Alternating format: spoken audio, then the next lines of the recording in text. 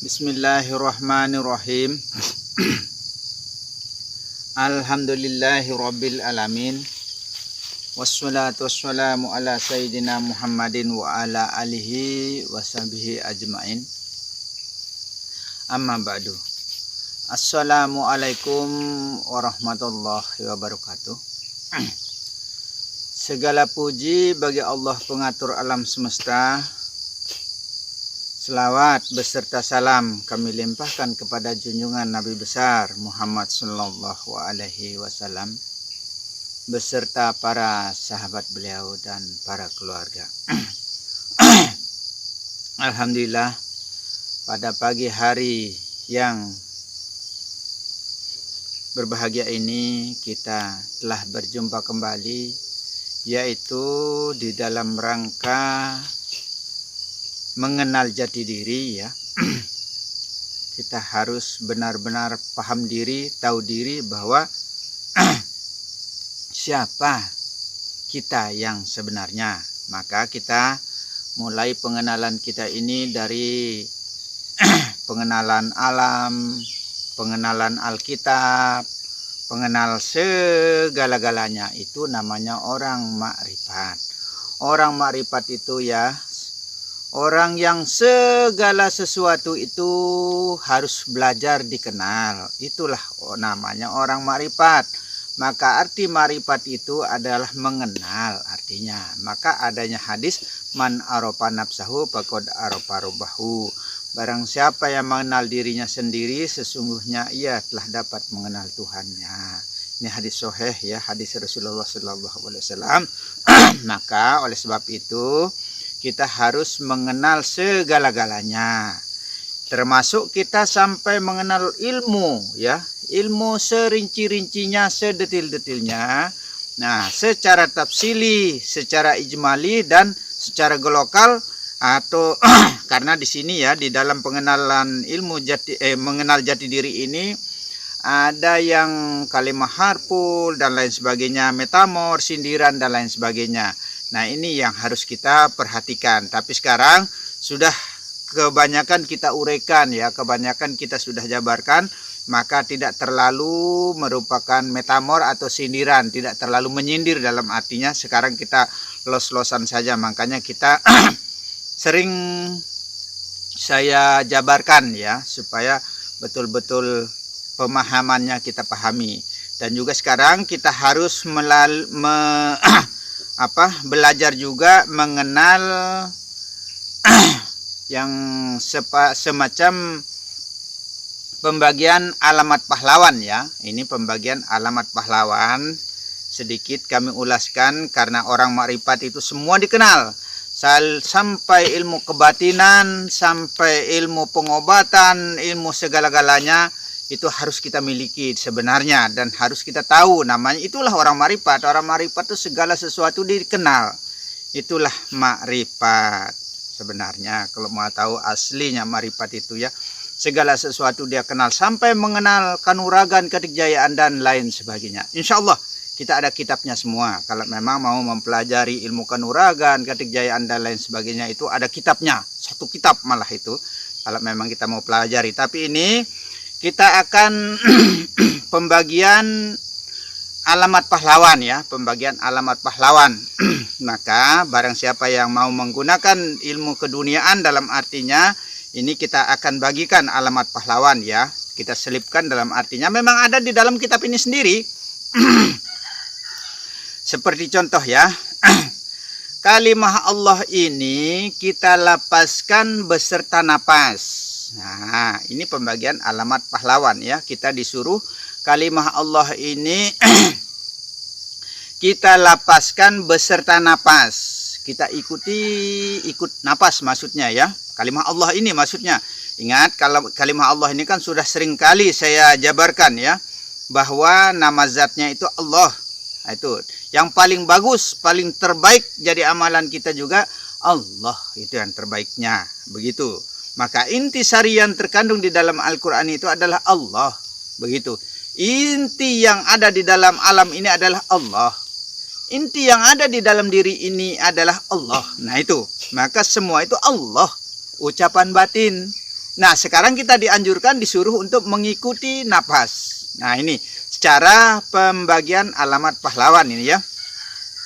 Kalimat Allah ini kita lapaskan beserta napas. Nah, itu. Yang dijadikan kesempurnaannya adalah Nur Muhammad. Menjadi kesempurnaannya di dalam ilmu ini adalah Nur Muhammad. Maka akuilah semua apa yang ada di dalam dirimu itu adalah cahayanya Muhammad. Luar maupun dalam itu adalah yang ada di dalam diri kita ini. Ini luar maupun dalam, lahir maupun batin itu adalah cahayanya Muhammad. Itulah Rasul, itulah rahasia, itulah sirullah. Maka rahasianya Allah ada di dalam diri manusia. Itulah begitu. Kita disuruh seakan-akan kalimat Allah ini tertulis pada dahi dengan rahasia Nur Muhammad. Nah, kita dianjurkan ya, seakan-akan tertulis pada dahi kita kalimat Allah ini. Nah, itu dengan rahasianya Nur Muhammad, begitu.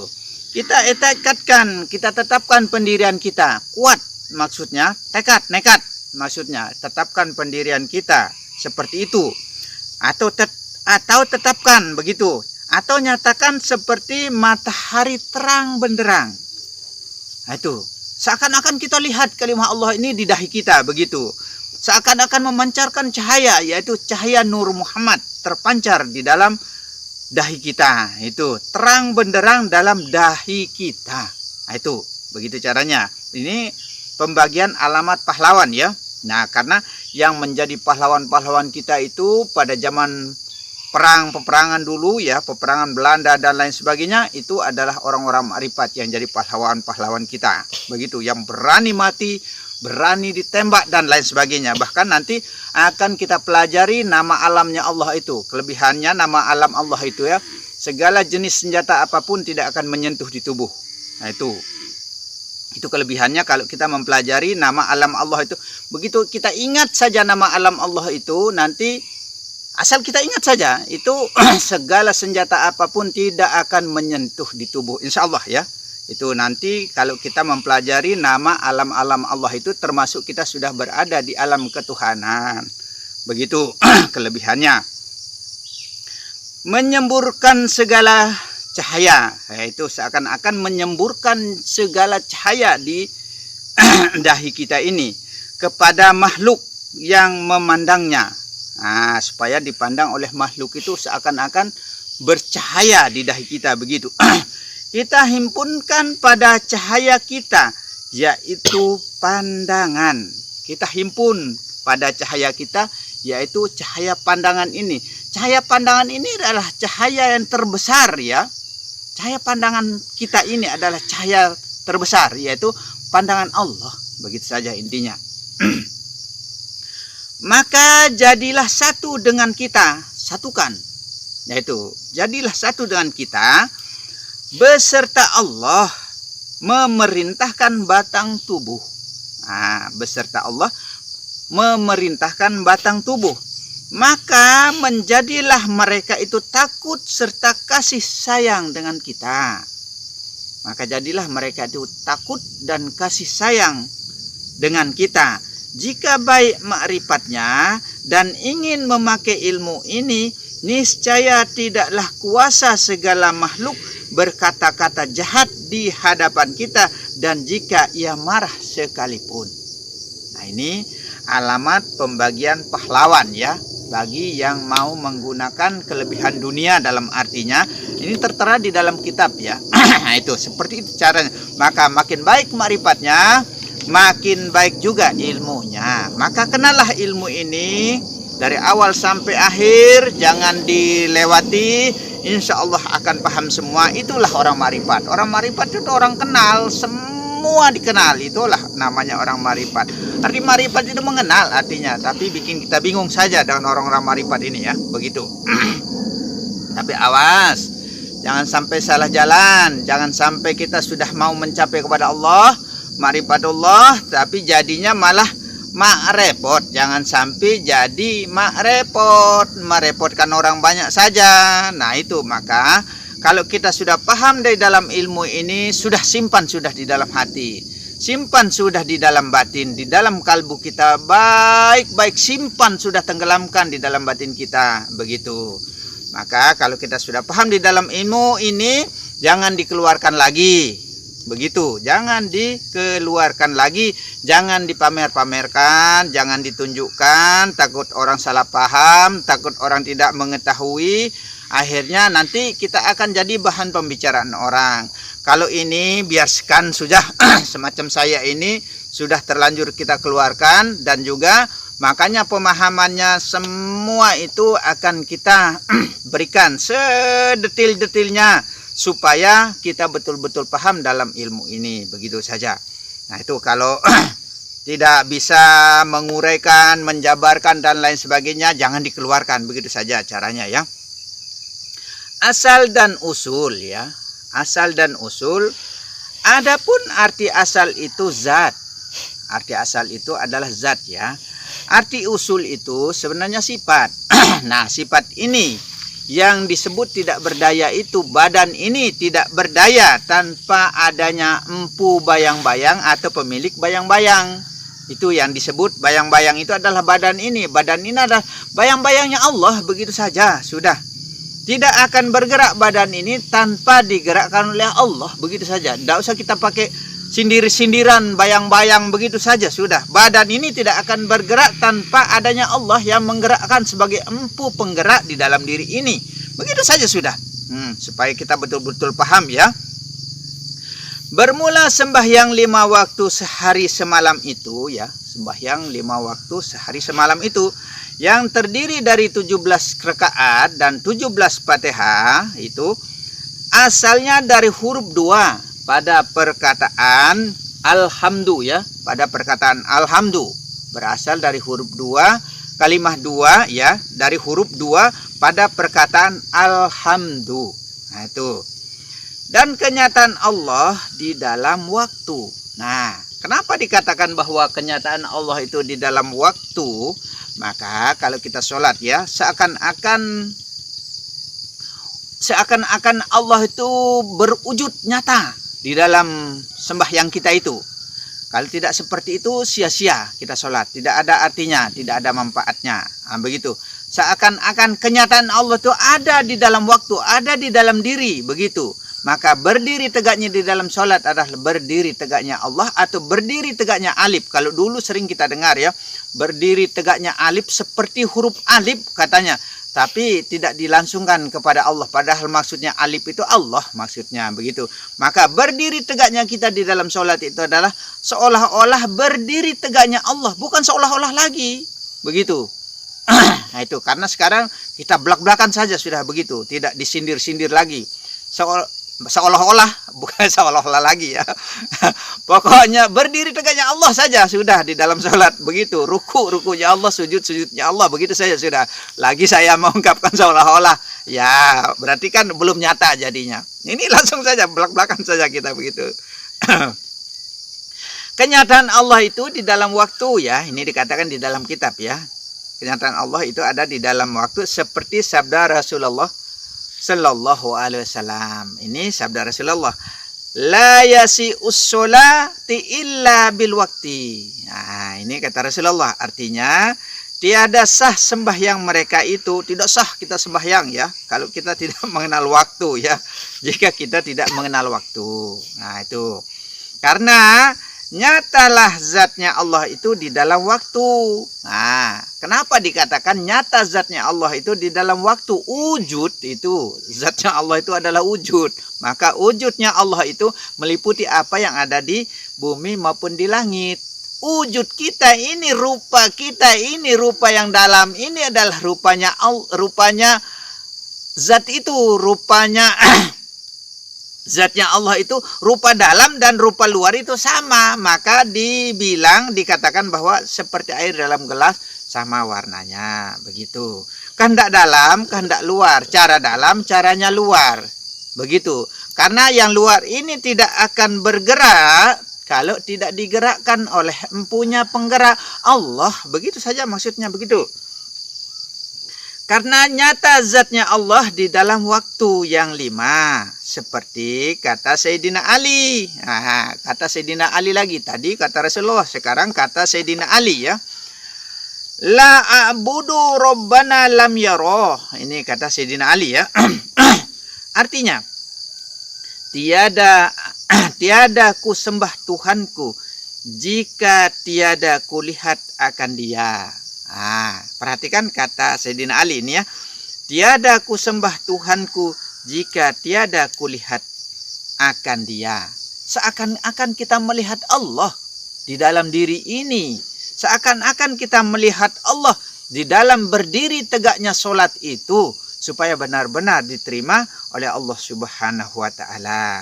Maka kita mengerjakan sembahyang itu ya, jangan asal-asalan ya.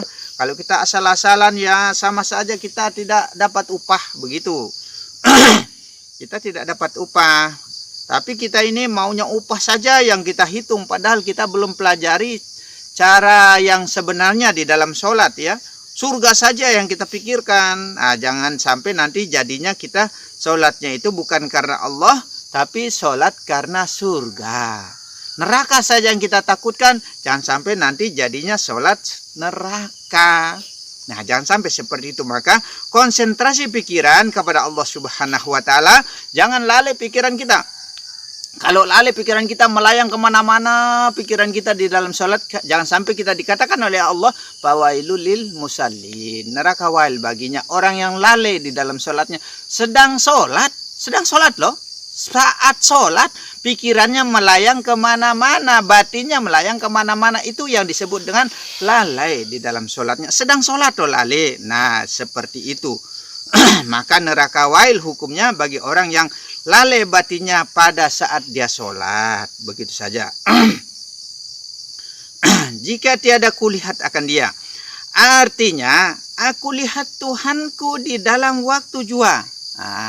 Aku lihat Tuhanku di dalam waktu jua. Bahwa kenyataan Allah itu di dalam sembahyang itu. Tempat kenyataannya Allah. Maka kita seakan-akan melihat berdiri tegak di dalam sholat itu adalah berdiri tegaknya Allah. Duduk antara dua sujud adalah duduknya Allah. Maka kita membentuk huruf mim, ha, mim, dal yang berbunyi Muhammad. Itu yang kita peragakan. Mim, ha, mim, dal yang berbunyi Muhammad di dalam diri kita ini. Itu yang kita peragakan di dalam sholat itu. Begitu. Karena 5 waktu itu dalil yang menyatakan dalil yang menyatakan serta disuruh menyembah dengan 7 anggota yang zahir. Kita disuruh menyembah dengan 7 anggota yang zahir. Kira-kira mana yang disebut dengan 7 anggota zahir ya? 7 anggota zahir itu dari kepala, dada, punggung, dan kaki ke bawah. Berbentuk huruf mim, ha, mim, dal. Sudah 4 ya. Nah, hukum menggunakan 3 hukum lagi. Hukum fi'li, qauli, dan kalbu. Hukum fi'li ini secara lidah. Qauli ini secara badan, dikerjakan maksudnya. Dan secara kalbu ini setengah dibilang nyata-nyata, dibilang kelihatan karena kita sudah tahu bentuknya hati kan.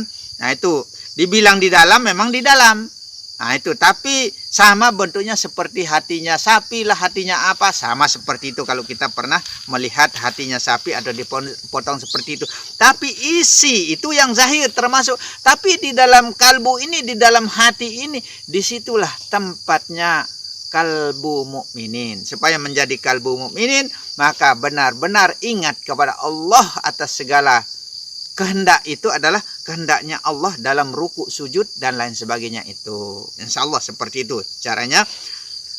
Dan jangan lupa gunakan batin dalam bacaan. Sekarang kita supaya benar-benar sah, murni diterima oleh Allah Subhanahu wa Ta'ala, konsentrasi pikiran di dalam sholat itu, gunakan pikiran dan gunakan batin. Hilangkan hukum fi'li. Karena hukum fi'li ini secara lisan ini, lidah ini pandai bersilat ya, pandai berbohong dia.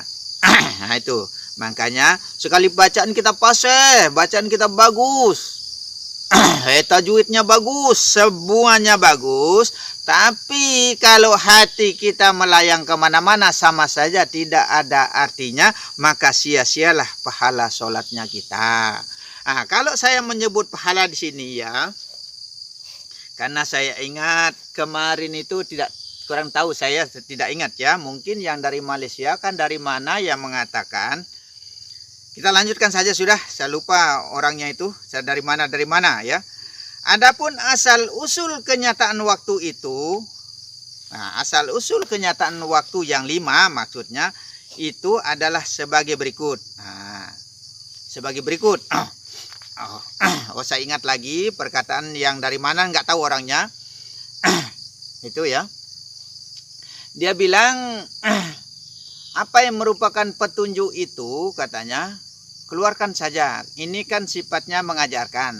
Ini katanya. Tapi kalau orangnya ikuti nanti, ini dia paham. Oh, berarti saya yang dimaksudkan begitu.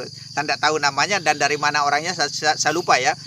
Apa yang merupakan petunjuk itu, katanya sebenarnya segan saya akan mengeluarkan. Jangan sampai dikatakan nanti, wah mustahil, tidak mungkin.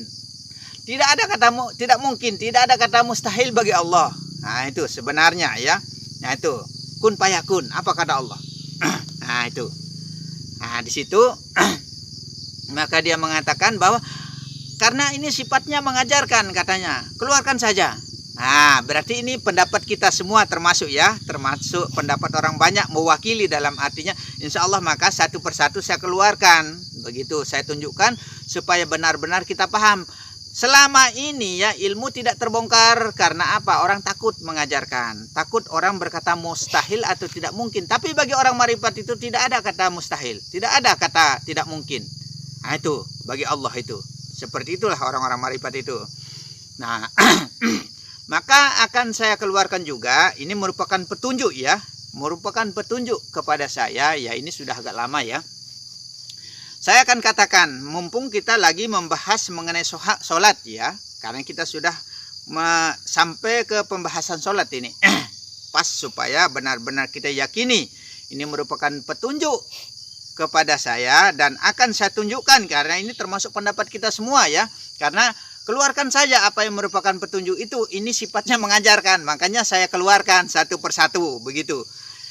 Terus terang saja ya, demi Allah saya katakan, saya pernah mendapatkan petunjuk yang ia mengatakan ya, baru kamu bisa mendapatkan pahala itu, katanya, suara ini datang ke telinga saya ya, baru kamu bisa mendapatkan pahala itu dari ma'rifatullah.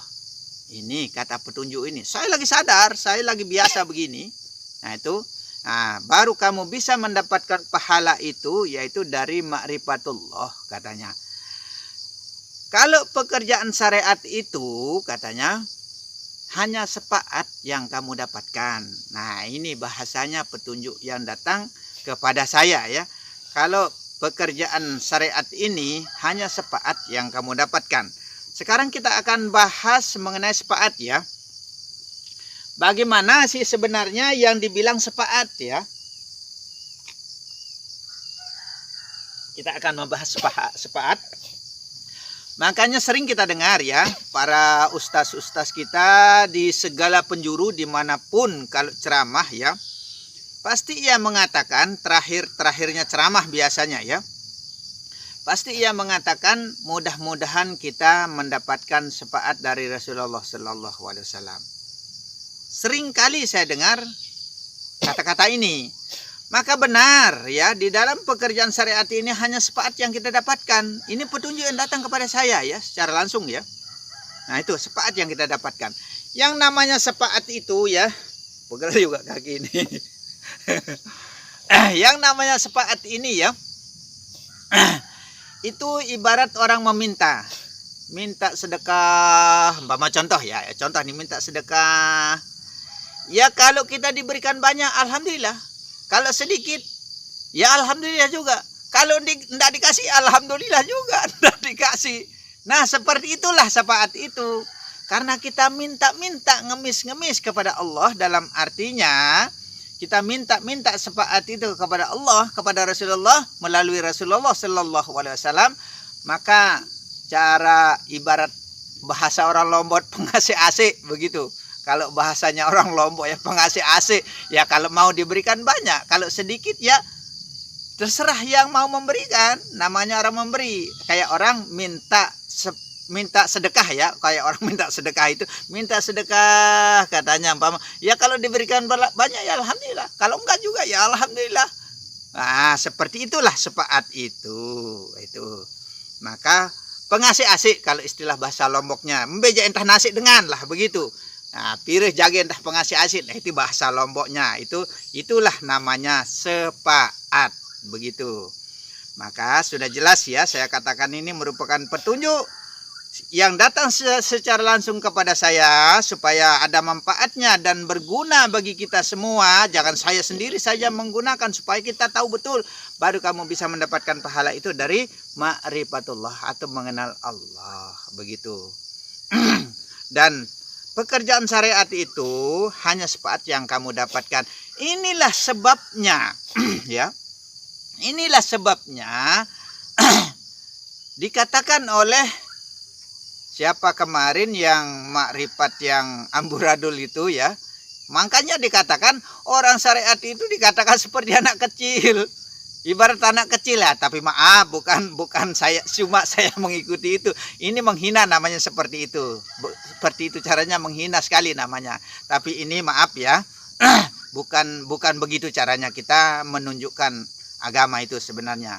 Kita harus saling menghargai. Cuma dalam artinya jangan kita hanya bertahan di syariat saja, kita harus belajar tarekat. Setelah kita belajar tarekat, baru kita belajar hakikat dan belajar ma'rifat. Supaya kita kenal semua ilmu, itulah ma'rifatullah, begitu yang sebenarnya.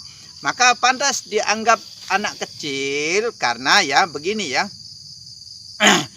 Pemahaman dalam syariat ini masih sempit, masih sedikit kurang luas dalam artinya. Sama ibarat orang sekolah ya, masih sekolah SD ibaratnya. Kan kalau ada sekolah SD pasti ada jenjang-jenjang yang kelanjutannya. Begitu, jenjang kelanjutannya seperti SMP, SMA dan perguruan tinggi. Nah, seperti itulah contohnya. Kalau masa kita mau bertahan di SD saja, maka sering kita dikatakan ya, syariat itu ibarat pondasi